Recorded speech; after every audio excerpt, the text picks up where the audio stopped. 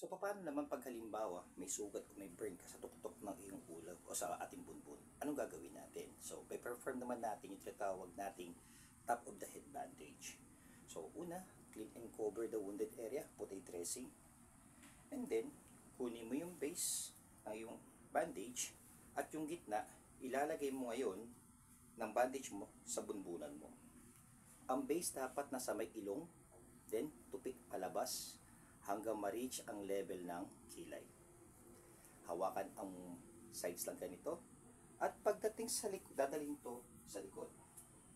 Ipapatong to sa ibabaw ng ating apex.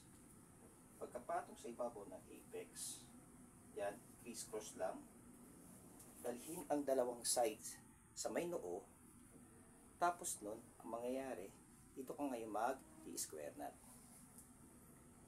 Pagka-square knot, tago lahat ng mga sides and tails. At yung apex na nasa likod, yan ay hihilain mo, hawakan mo yung bunbunan, then itatago mo siya.